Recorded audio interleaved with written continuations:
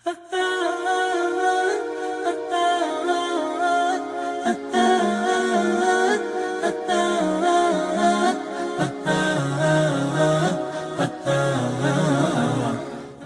Pesantren Al-Manar menjadi salah satu cagar budaya tidak bergerak yang ada di Kabupaten 50 Kota, Sumatera Barat. Komplek Pesantren Al-Manar tercatat sebagai cagar budaya di Balai Pelestarian Cagar Budaya, Sumatera Barat.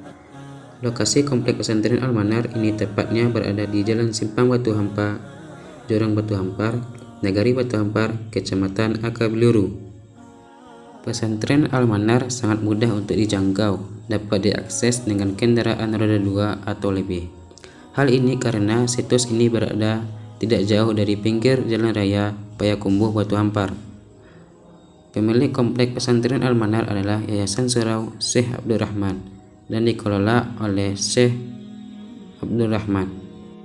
Dan ini adalah surau yang dahulunya dipakai untuk mengajar dan sekarang telah menjadi tempat pemakaman dari Syekh Abdul Rahman Batu Hampar.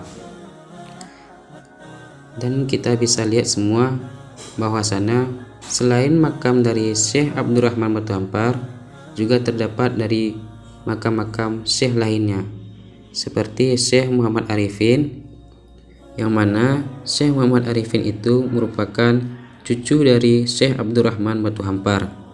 Dan inilah syekh-syekh di Batu Hampar yang berada di Payakumbuh, Sumatera Barat, yang mana syekh-syekh itu adalah keturunan dari Syekh Abdul Rahman bin Abdullah, dan ini adalah makam dari Syekh Abdul Rahman bin Abdullah yang merupakan pendiri Pondok Pesantren Al-Manar. Dan beginilah kondisi dari pemakaman-pemakaman syekh-syekh yang berada di Pondok Pesantren Al-Manar. Dan ini adalah silsilah Syekh Abdul Rahman. Kita semua bisa lihat mengenai situasi dan kondisi pemakaman dari syekh-syekh yang berada di Pondok Pesantren Al-Manar Batu Hampar.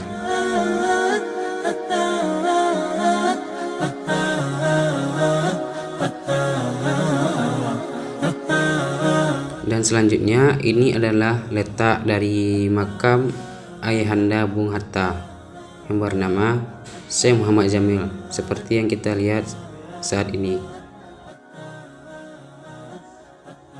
Dan beginilah kondisi dari pemakaman dari Ayahanda Muhammad Hatta, yaitu Syekh Muhammad Jamil.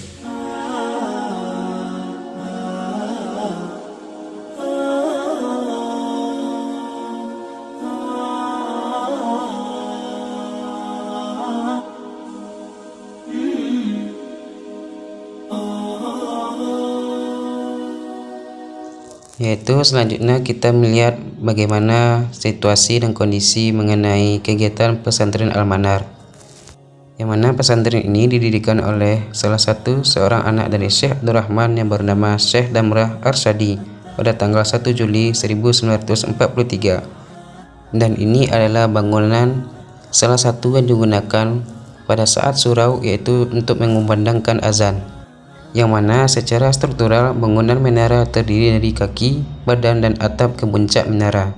Secara keseluruhan bangunan menara terbuat dari bata pelepah, kecuali bagian pintu yang terbuat dari kayu. Kemudian bangunan kaki menara terbagi menjadi dua bagian yang dipisahkan oleh sebuah lorong yang memanjang dari arah timur ke barat selebar 1,5 meter.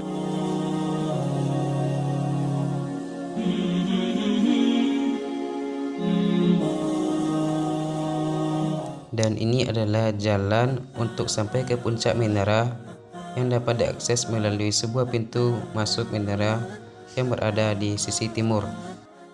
Pintu tersebut berukuran tinggi 1,65 meter dengan lebar 60 cm, dan di atasnya terdapat inskripsi berbunyi 1321 yang ditulis dalam huruf bahasa Arab.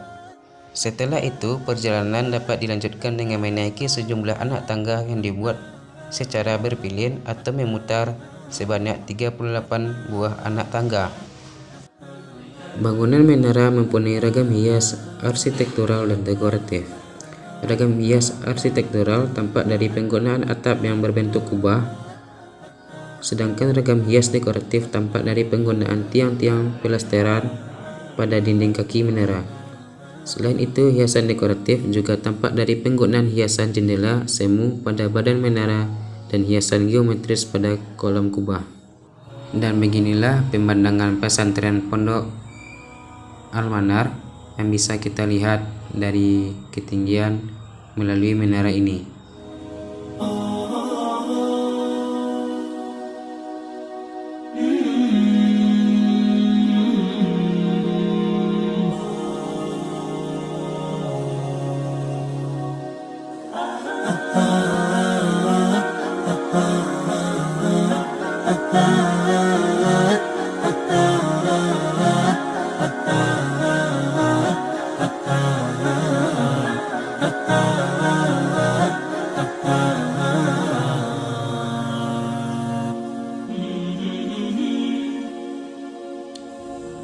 Dan inilah surau yang berada di Pondok Pesantren Al-Manar waktu itu, dan ini adalah menara yang digunakan untuk mengumandangkan azan pada saat itu, yang mana jaraknya sangat berdekatan, yang mana sampai saat ini masih digunakan untuk mengumandangkan azan.